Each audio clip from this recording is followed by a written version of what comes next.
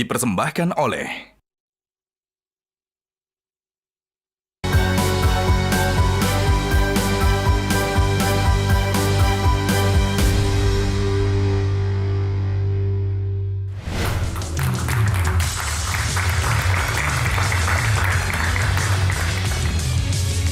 Assalamualaikum warahmatullahi wabarakatuh. Selamat malam. Pemirsa, selama bulan Ramadan 2026 ini, selama 1 bulan penuh, Top Ekonomi hadir mengupas ekonomi Islam mulai dari ekonomi Islam di Indonesia hingga ekonomi Islam global dalam Top Ekonomi Special Islamic Economic. Top Ekonomi Special Islamic Economic ini membawa misi utama yaitu menguatkan posisi Indonesia menuju pemimpin ekonomi Islam global. Dan pekan ini pemirsa hadir otoritas moneter di Indonesia yaitu Bank Indonesia dan Otoritas Jasa Keuangan Indonesia atau OJK. Dan bersama saya Vera Bahaswan, inilah Top Ekonomi Special Islamic Economy. Indonesia menargetkan tahun 2045 mencapai status negara maju dalam visi yang dikenal sebagai Indonesia Emas 2045.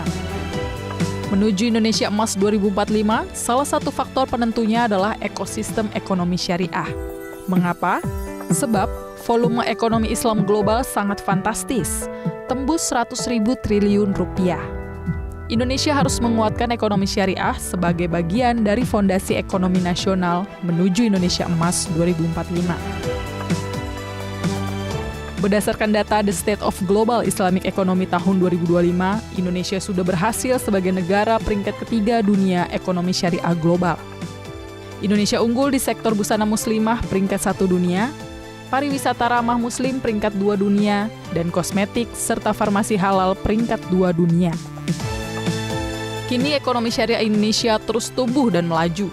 Menuju Indonesia Emas 2045, Indonesia sudah seharusnya menjadi negara dengan ekonomi syariah nomor 1 di dunia.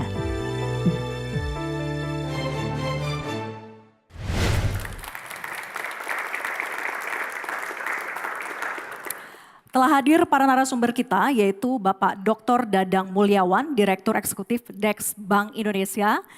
Terima kasih sudah hadir Bapak.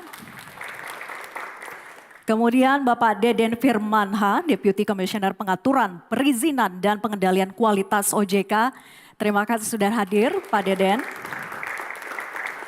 Kemudian Profesor Dr. Eis Amalia MAG, Ketua Bidang Pengembangan SDM Ekonomi dan Keuangan Syariah IAEI. Terima kasih sudah hadir Ibu.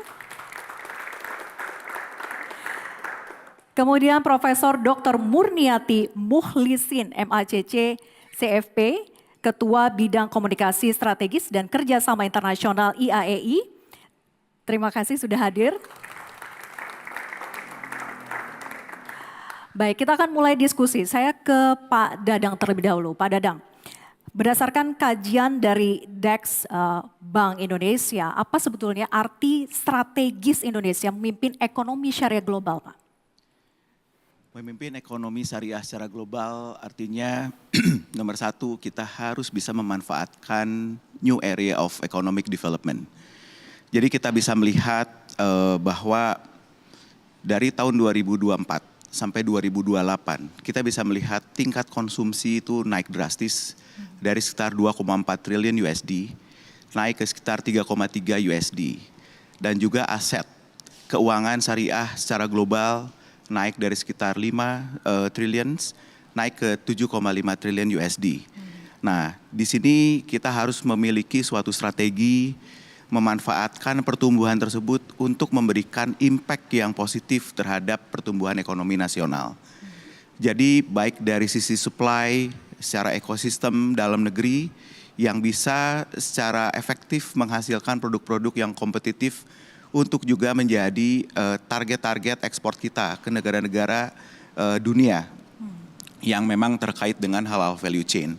Jadi kembali lagi kami harus berterima kasih kepada Bappenas yang sudah memasukkan program pengembangan ekonomi syariah di dalam RPJMN yang sangat jelas di sana dan kemudian juga masuk di dalam asta cita pemerintah yang memang ekonomi syariah menjadi area yang membutuhkan suatu perhatian yang intens baik secara sistemik, fundamental, membangun ekosistem sehingga menghasilkan suatu produk dan juga tentunya hasilnya harus juga memberikan efek terhadap GDP dan juga pemerataan terhadap pembangunan ekonomi bukan hanya sebagai consumers, akan tetapi juga pihak-pihak yang ikut di dalam program pembangunan itu menjadi part of the economic agent di Indonesia.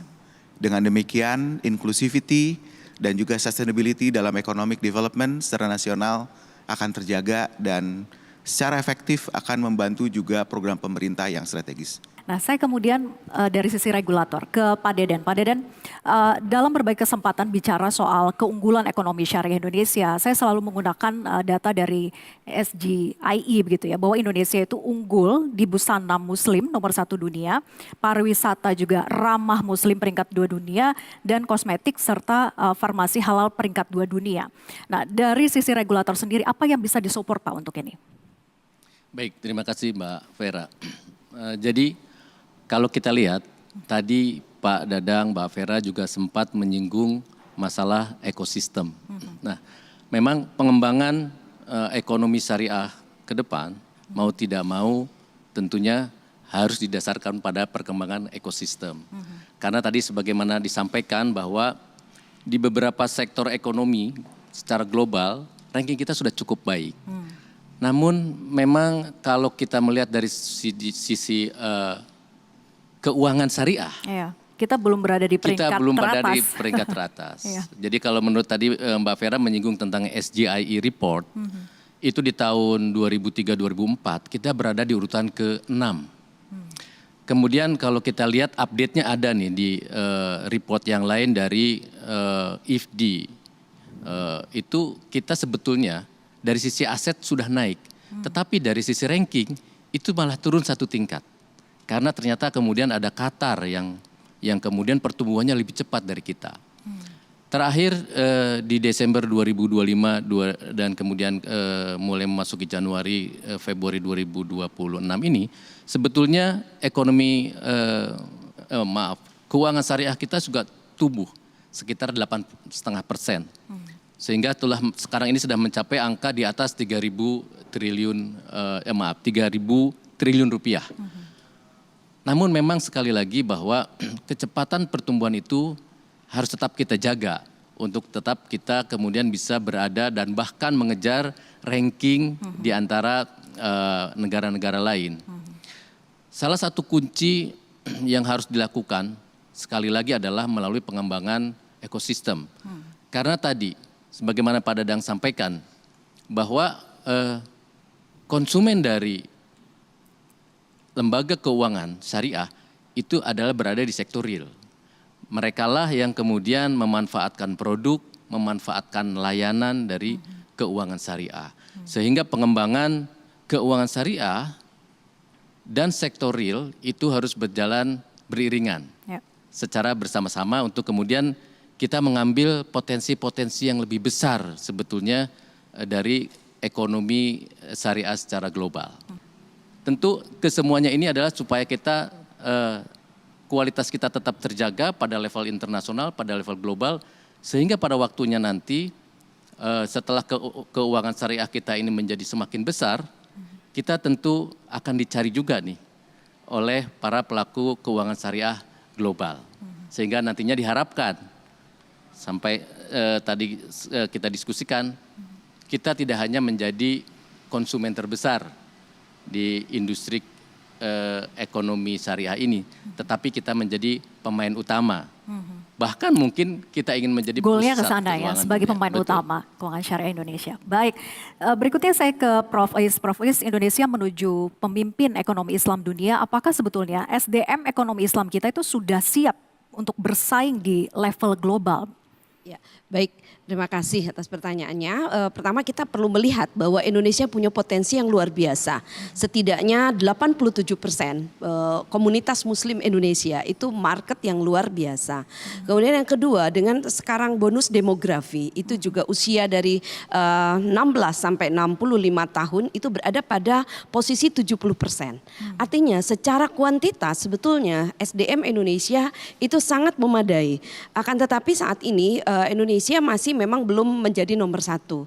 Tetapi yang perlu kita juga lihat program-program studi di Indonesia saat ini jumlahnya sangat besar, Mbak. Itu lebih dari 950 program-program studi yang sudah membuka program studi ekonomi syariah dan turunannya. Ada ekonomi syariah, ada perbankan syariah, ada akuntansi syariah dan lain-lain. Artinya kita sudah menyiapkan dan kita memandangnya sebagai cost of human investment. Kita sudah berinvestasi untuk SDM yang pada gilirannya siap memimpin ekonomi syariah di dunia.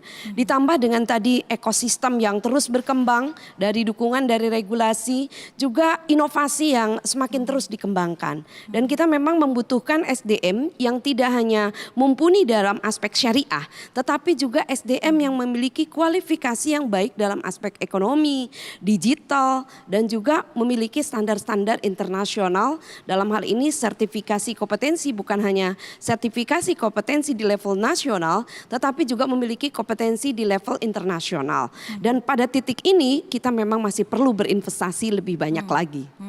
Nah, Prof. Is tadi kan menyinggung soal SDM gitu ya. Kalau melihat keunggulan Indonesia di sektor fashion, tourism, dan juga sertifikasi halal, pertanyaannya Bu, apakah SDM di Indonesia itu di sektor ini memang sudah kelas dunia atau karena jumlah penduduk muslim Indonesia terbesar di dunia saja? Tapi dijawab nanti usai jeda, tetap bersama kami di Top Economy.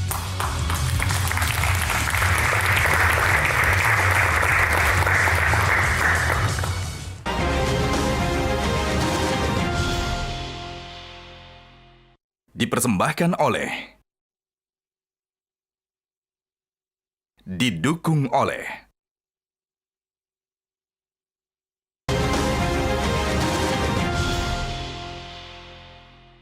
dipersembahkan oleh, didukung oleh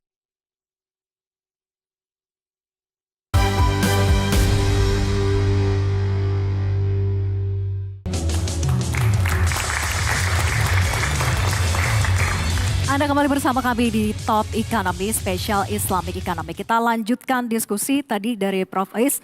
Bagaimana Bu melihat keunggulan kita dari sisi fashion, tourism, dan juga sertifikasi halal begitu ya, halal industri kita.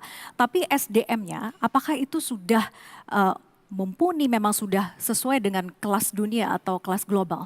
Ya, baik. Pertama untuk pengembangan industri halal saat ini kan kita tahu bukan hanya perbankan, lembaga keuangan syariah tapi juga industri halal.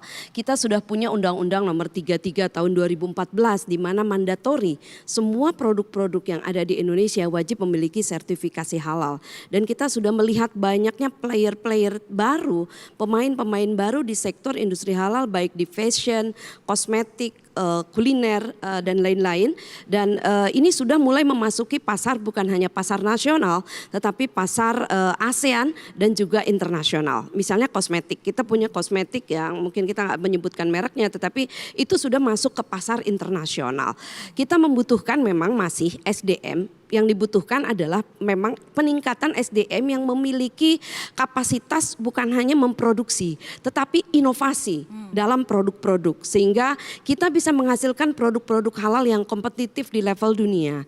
Dan untuk itu juga dibutuhkan adanya auditor halal yang bukan hanya standar auditor halal nasional, karena di kita ada auditor halal, ada penyelia halal, ada asesor halal, ada pendamping halal, bahkan juru sembelih halal.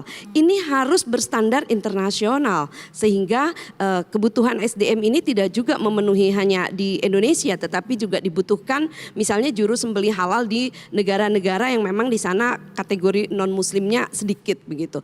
Nah, untuk itu kita perlu mematchingkan antara kurikulum yang ada di perguruan tinggi dengan industri sehingga orientasi link and match ini perlu terus kita bangun bahwa Kurikulum di perguruan tinggi harus menyesuaikan dengan perkembangan industri dan demikian juga industri perlu mempertimbangkan dan perlu masuk ke dalam penyusunan atau desain kurikulum di level perguruan tinggi. Dan ini perlu kita benchmarking ke negara-negara lain.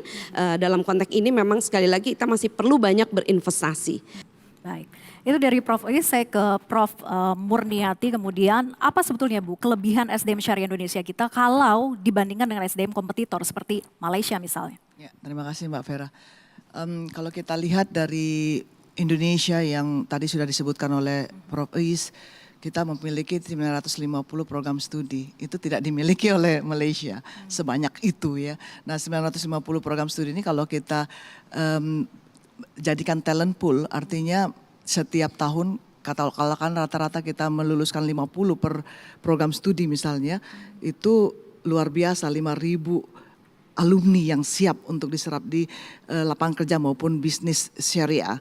Nah kemudian satu lagi yang kelebihan kita adalah ekosistem yang tadi disebutkan oleh Pak Deden. Ekosistem itu kalau kita sebutkan, saya selalu merujuk kepada ekosistem hexahelix, di mana ada ABG dan MAC, academic, business, and government, and then ada media, ada aggregator, and community. Kita lengkap banget. Sehingga talent pool kita ketika mereka memerlukan dari sisi pengalaman, kemudian juga ilmu-ilmu serapan, mereka sudah bisa pergi kemana yang mereka harus tuju itu sudah ada di sekitar mereka. Nah kemudian yang ketiga adalah bagaimana ketika Tridharma ini, kita kenal dengan Tridharma pendidikan, ada pendidikan, ada penelitian, ada pemberdayaan masyarakat.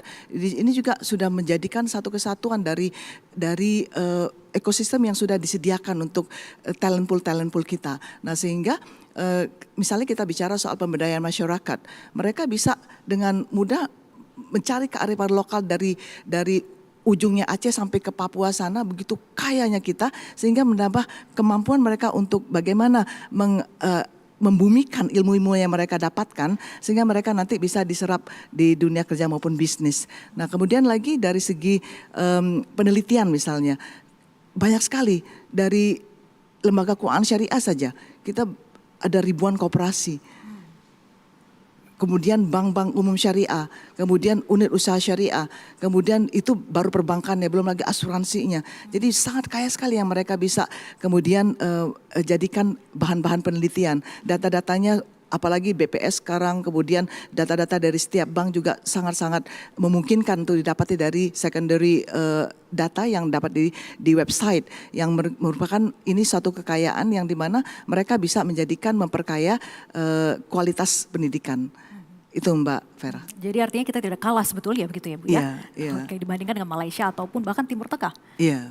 Baik, saya ke Pak Deden kemudian. Pak Deden, untuk mengintegrasikan Pak dari ekonomi syariah dalam ekosistem keuangan konvensional Indonesia, bahkan global, OJK punya strategi ekosistem inklusi atau EPIX gitu ya. Nah seperti apa kemudian praktik di lapangannya? Apakah ini mendorong semua lembaga keuangan untuk punya layanan syariah hingga pelosok atau seperti apa? Baik, terima kasih Mbak Vera. Jadi sebetulnya EPIX itu memang fokusnya adalah kepada inklusi. Jadi meningkatkan akses layanan keuangan syariah kepada seluruh masyarakat Indonesia khususnya. Ini tentu tadi juga didorong salah satunya oleh berdasarkan survei yang dilakukan bahwa tingkat inklusi keuangan syariah itu angkanya sekitar 43%.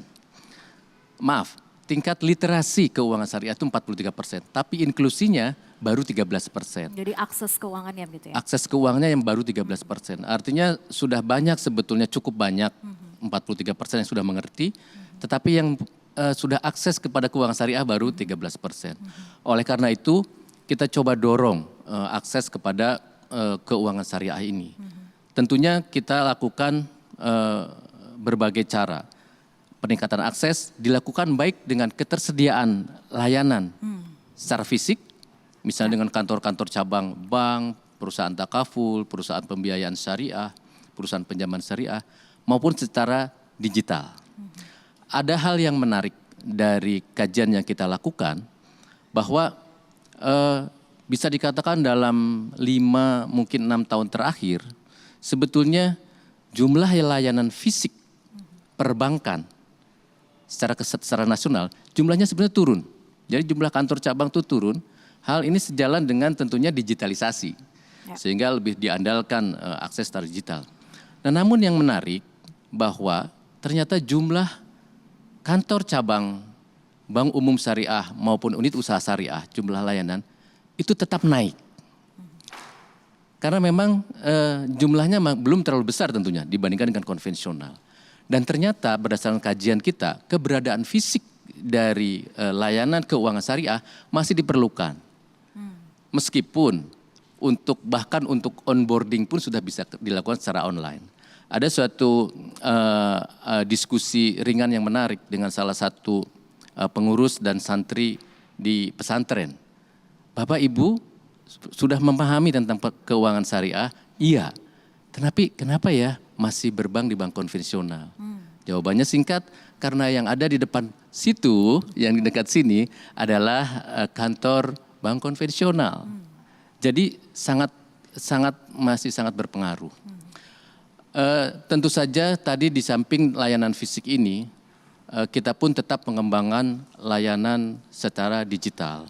Modernisasi di seluruh lembaga keuangan syariah kita terus lakukan. Kita terus dorong transformasi digital. Karena bagaimanapun yang kita inginkan, setidaknya layanan keuangan syariah sama dengan layanan konvensional. Tentu kita harapkan ada nilai tambah lain. Nilai tambahnya antara lain yang sekarang sedang marak dan cukup digemari adalah inovasi layanan digital untuk kegiatan sosial ataupun social finance. Misalnya pembayaran wakaf, zakat, infak, sodako yang bisa dilakukan secara digital di platform-platform yang dimiliki oleh bank syariah. Itu juga meningkatkan akses masyarakat kita terhadap layanan keuangan syariah. Ya, salah satu kemudahan yang akhirnya mendorong mereka untuk bisa mengakses keuangan syariah begitu ya. Saya kemudian ke Pak Dadang. Pak Dadang, seperti apa sebetulnya Bank Indonesia mendorong ekosistem keuangan syariah, merespon Pak kebijakan fiskal kita di tahun 2026 ini yang dirancang ekspansif dan tentunya terarah untuk pertumbuhan ekonomi. Tapi dijawab nanti Pak, usai jeda tetap bersama kami di Top Economic.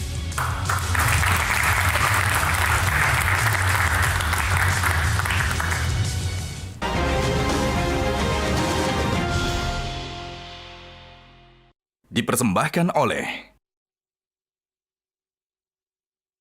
didukung oleh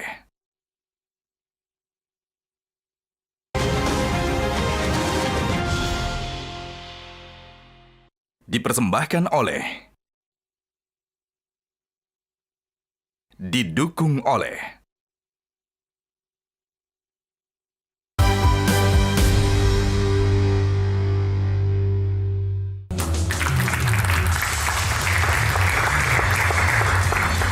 Anda kembali bersama kami di Top Economy. Kita lanjutkan diskusi tadi ke Pak Dadang. Jadi Pak Dadang, seperti apa sebetulnya BI untuk mendorong ekosistem keuangan syariah merespon kebijakan fiskal tahun 2026 ini yang dirancang harus ekspansif dan terarah untuk pertumbuhan ekonomi kita? Baik. Jadi secara fundamental Bank Indonesia itu sudah memiliki juga blueprint untuk pengembangan ekonomi dan keuangan syariah yang terdiri dari 3 pilar. Pertama, kita tentunya concern untuk penguatan pilar ekonomi, di mana sektor produksi kita juga harus kuat, efisien, dan bisa bersaing. Kedua, juga dari sumber keuangannya, sehingga pilar kedua ini bagaimana memperkuat sistem keuangan kita. Nah, untuk Bank Indonesia ada area moneter, makroprudensial yang nanti akan berkaitan dengan OJK. Selain itu juga kita ingin juga mensupport pengembangan Islamic Social Finance, yaitu sumber keuangan syariah yang sifatnya sangat low cost dan risk absorbing. Terus yang ketiga, yang tidak kalah pentingnya, pilar ketiga adalah pilar literasi. Tidak mungkin orang memiliki suatu tindakan ekonomi ya, mengembangkan tanpa preferensi yang cukup di area ekonomi. Nah, untuk itu mungkin saya ingin mulai dari apa yang langsung berada di bawah mandat Bank Indonesia. Untuk area moneter, mungkin Indonesia itu pertama di dunia, di mana operasi moneternya itu sangat-sangat syariah compliant, di mana produk moneter atau instrumen moneter yang dikeluarkan itu interlink dengan sukuk-sukuk yang diterbitkan oleh pemerintah. Sehingga kita bisa melihat suatu interkoneksi antara fiskal moneter. Dan saat ini dalam beberapa kesempatan kita bisa lihat bahwa kedalaman pasar keuangan syariah walaupun room for improvement itu masih banyak, tapi dalam beberapa ada sedikit gangguan itu sudah sangat membantu perbankan syariah itu berada dalam kondisi yang sangat stable. Namun demikian kita berharap tentunya bekerja sama dengan Kementerian Keuangan ya, bahwa Kementerian Keuangan itu sudah juga menerbitkan yang namanya Green Sukuk. Jadi kalau boleh dibilang mungkin pertama di dunia instrumen bank sentral untuk syariah yang green. Pertama kali adalah Indonesia. Dan sangat juga interlink juga dengan instrumen fiskal yang juga diterbitkan oleh keuangan syariah. Itu berada secara integrated dengan keseluruhan sistem keuangan atau sistem perbankan nasional, pengembangan ekonomi, khususnya UMKM. Kita dorong bukan hanya yang sekarang ini sudah existing. Kita juga melihat seperti contohnya yang menarik pesantren. Kita punya lebih dari 30.000 pesantren. Nah sekarang Bank Indonesia gimana caranya? Kita ada satu program menarik strategis namanya Gerbang Santri. Bagaimana membawa teknologi digital kepada bukan hanya teknologi digital ya, tapi juga teknologi di dalam production. Pesantren-pesantren itu bukan hanya ini istilah dari Pak Gubernur ya, ada ngaji fikih, ngaji sugih, dan ngaji canggih. Jadi bukan baik secara agama, morality, tapi juga memiliki kemampuan ekonomi untuk minimal membiayai dirinya sendiri, dan bahkan mungkin sampai beberapa pesantren itu sudah juga bisa ekspor. Jadi untuk itu kita ada program yang namanya Jawara Ekspor, bukan hanya pesantren, akan tetapi juga UMKM yang tergabung di dalam teman-teman ini mengembangkan yang namanya Ikra. Ikra itu adalah suatu platform bagaimana kita bisa mengempower UMKM kita memiliki daya saing baik pada level nasional sampai ke global. Kemudian juga ada program yang namanya Gema Halal. Gema Halal itu adalah suatu call kepada masyarakat. Ini ada value chain yang bisa kita dorong menjadi suatu area pembangunan yang baru. Sebagai contoh, kita lihat ekonomi haji. Haji ini kan suatu kegiatan yang cukup besar ya. Bagaimana kita bisa mengconnect dengan cara yang smart untuk memproduksi sehingga keperluan haji ini bisa dipenuhi oleh seluruh faktor-faktor produksi di Indonesia, bahkan untuk sektor-sektor yang tadinya belum memiliki akses pasar. Kanal Ziswaf. Kanal Ziswaf itu kembali, kita ingin mendorong bertemunya supply and demand. Untuk supply and demand untuk sektor-sektor produksi yang sudah efisien, kita bisa dorong dengan program Sapa Syariah. Sapa Syariah itu mempertemukan bank-bank syariah yang ada di tempatnya Pak Deden dan lembaga-lembaga keuangan syariah yang lain dengan entrepreneur-entrepreneur dan perusahaan yang memang membutuhkan suatu pembiayaan. Sehingga di sini kita bisa melihat asymmetric information dari yang ada di dalam industri bisa kita kurangi. Dan kemudian yang terakhir, Lentera Emas, kita juga ingin memberikan edukasi kepada masyarakat apa itu ekonomi syariah. Itu dari Bank Indonesia. Kemudian saya ke Prof. Murniati lagi. Prof, tantangan yang dihadapi saat ini begitu ya, bukan hanya tadi dari sisi SDM, ekonomi Islam kelas dunia yang harus kita terus tingkatkan lagi agar kita berada di posisi peringkat atas dunia begitu. Apakah fokus pada sistem pendidikannya saja atau ekosistem industrinya yang harus terus dikembangkan lagi? Ya. Tadi dari segi ekosistem kita lihat bagaimana peranan masing-masing aktor yang harusnya saling memenuhi supply dan demand-nya. Misalnya kalau kita sebut dari akademik tadi, bagaimana dari bukan saja dari level universitas, tapi juga dari level SD. Ini juga harus juga dipenuhi kurikulumnya sehingga mereka akan nanti dapat mengakselerasi dari kualitas SDM yang mumpuni. Nah kemudian dari bisnis misalnya, tadi industri, bagaimana mereka juga punya kepentingan untuk mengejar pastinya peringkat-peringkat atau kinerja industrinya. Nah itu juga dapat saling mismatch. Ya, tadi sekarang mismatch, sekarang jadi good match. Nah kemudian dari segi government-nya, pemerintah luar biasa. Saya salut dengan Bank Indonesia dan OJK yang Bank Indonesia saat ini sudah banyak sekali menghasilkan gebrakan-gebrakan untuk bagaimana ekonomi syariah yang tadinya hanya perbankan syariah, sekarang sudah ke ekonomi syariah yang tentu saja bukan hanya keuangan tetapi juga industri halal, dari fashionnya semuanya itu dikuatkan dari sisi transformasi, kemudian pengembangannya. Kemudian dari OJK sendiri juga bagaimana literasi dan inklusi gerakan-gerakan syariah itu juga berjalan sangat masif sekali. Nah kemudian juga dari Astacita sendiri itu juga walaupun dari 8 Astacita ya 8 poin itu tidak secara obvious disebutkan ekonomi syariah, tapi di dalamnya sebenarnya sudah mendukung ekonomi syariah. Dan ini dari pemerintah sendiri sudah makin lama makin terasa dari kacamata awam bahwa syariah itu sudah mulai lebih digalakkan, bukan hanya diperhatikan tapi lebih digalakkan lagi.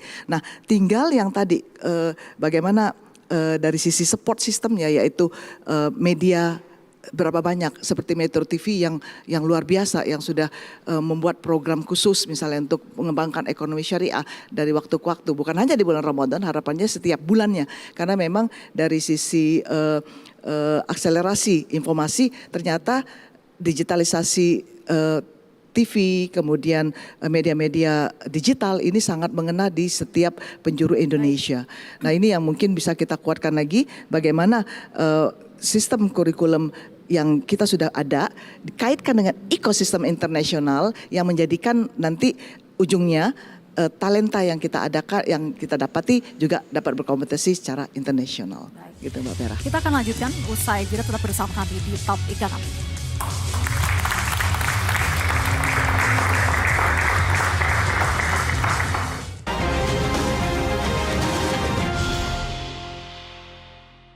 Dipersembahkan oleh, didukung oleh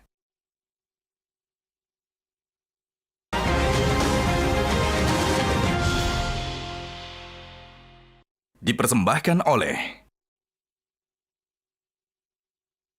didukung oleh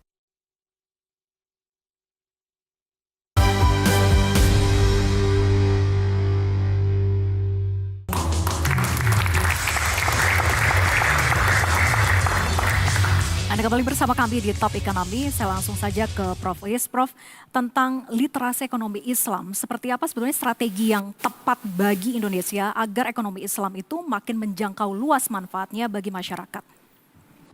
Saya kira literasi harus dilakukan berdasarkan segmentasi yang jelas, karena tadi ada segmentasi di level komunitas wanita misalnya, di komunitas pengusaha, di level akademisi. Saya kira ini harus berdasarkan level-level yang sesuai dan tepat. Kemudian kaitannya juga dengan literasi, kita perlu menyiapkan tentu SDM yang di level perguruan tinggi tadi adalah mau tidak mau saat ini harus kita lakukan reformasi struktur kurikulum. Kemudian di level lembaga sertifikasi profesi ini juga sangat penting untuk memperkuat kapasitas SDM, dan kemudian di level industri ini juga perlu memperhatikan sosialisasi literasi ke dunia yang lebih luas dan bukan hanya kepada mereka yang sudah memahami ekonomi syariah. Literasi kita harus diperluas sehingga kita perlu inklusif ke komunitas justru mungkin non muslim, ke komunitas para pengusaha yang level menengah dan besar. Ini harus masuk di samping pesantren, sekolah, kemudian perguruan tinggi dan industri, tetapi juga pada level-level komunitas yang lebih makro sehingga ekonomi syariah ini bisa disampaikan secara inklusif. Kemudian saya ke Pak Deden. Pak Deden, berbagai upaya naik kelas ekonomi syariah Indonesia kita begitu ya, baik itu kita bicara soal literasinya maupun juga inklusinya atau perluasan akses keuangan syariah di masyarakat. Seperti apa kemudian OJK itu bisa mendorong dua faktor kunci, yaitu literasi dan juga inklusi keuangan, penguatan ekonomi syariah Indonesia ini agar cepat naik kelasnya? Baik. Terkait dengan literasi dan inklusi keuangan, meskipun tadi disampaikan memang banyak sudah dilakukan oleh OJK, tapi sebetulnya kegiatan itu pun sudah banyak juga dilakukan oleh semua stakeholders keuangan syariah. Yang lebih kita perlukan lagi ke depan adalah bahwa perlu adanya kebijakan yang bersifat holistik dan terintegrasi.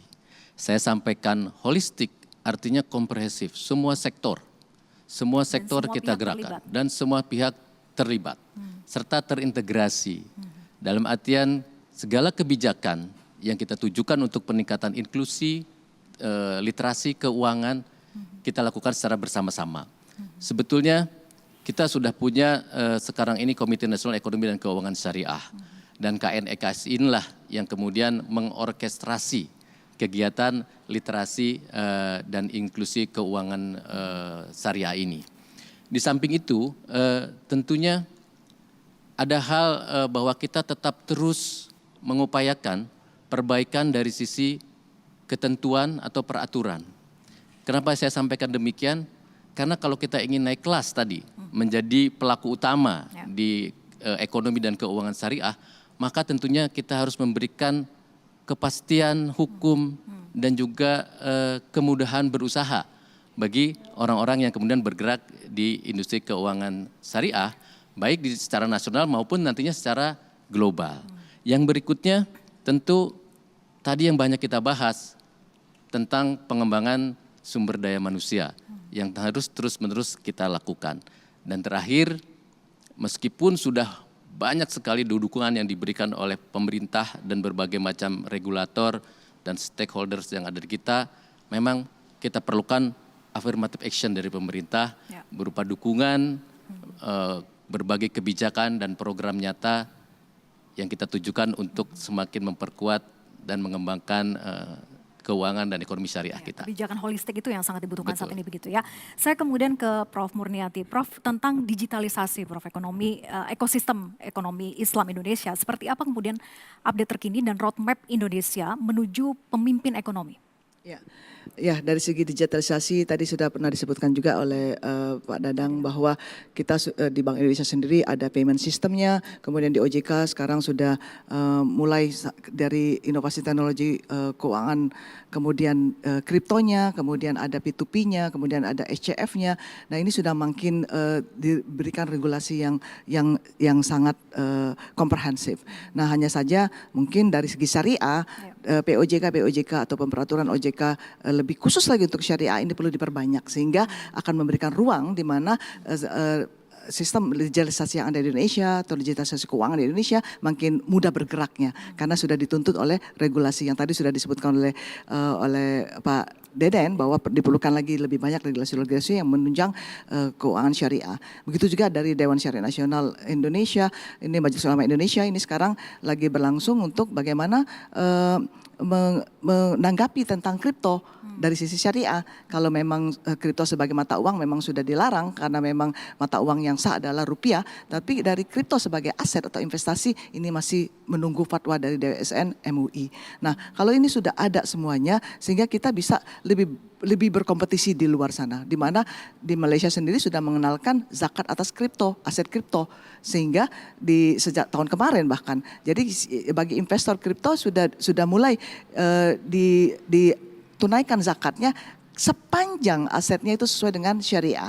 Artinya sudah ada rambu-rambu syariah yang ditentukan oleh pemerintah di Malaysia dan ini walaupun masih tahap awal tapi sudah mulai dipraktikkan bagaimana zakat atas kripto ini sudah dilakukan. Saya kemudian ke Pak Dadang. Pak Dadang ini juga sekaligus sebagai closing statement begitu ya. Sebagai kesimpulan, apa strategi yang tepat sebetulnya bagi Indonesia mengejar status ekonomi syariah nomor 1 di dunia dari segala aspek dan juga sektor tadi? Baik.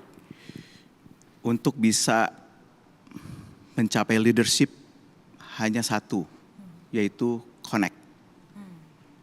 Untuk bisa connect, kita harus paham bagaimana global constellation yang ada. Bagaimana percaturan ekonomi global dan juga yang sekarang menjadi fenomena adalah generation shift. Kita semua udah bergeser, Gen Z, milenial, itu yang mereka akan memiliki suatu preference sendiri yang sifatnya personalized. Nah untuk itu jika ekonomi dan keuangan syariah ini ingin berkembang eh, bukan hanya jago di dalam negeri, tapi juga keluar. Nomor satu yang harus didorong adalah inovasi. Jadi inovasi di dalam produksi, inovasi di dalam keuangan, kemudian juga inovasi even di dalam mendorong literasi. Nah, sehingga semuanya harus berdasar kepada how are we going to be smart. Yang kedua, produktif. Kembali lagi di dalam global competition ini kita akan didorong kompetisi yang sangat tajam.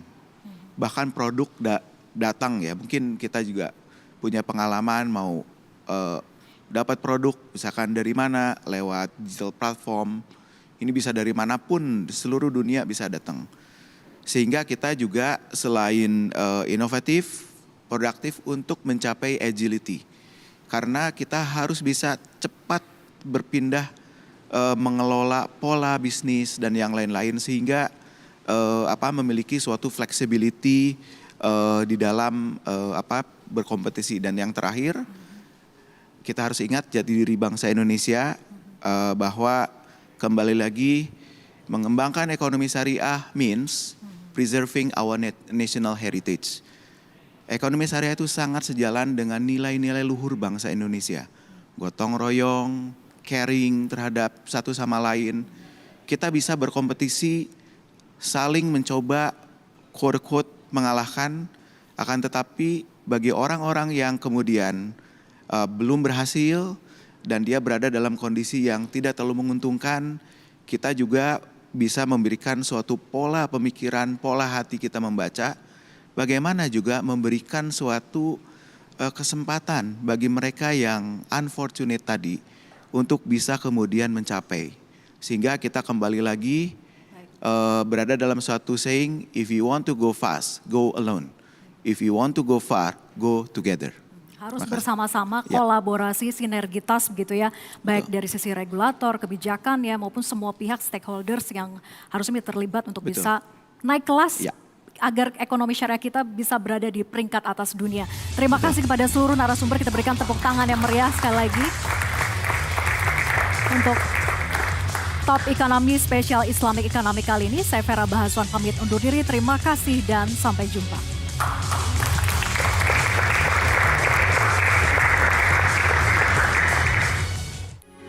Metro TV.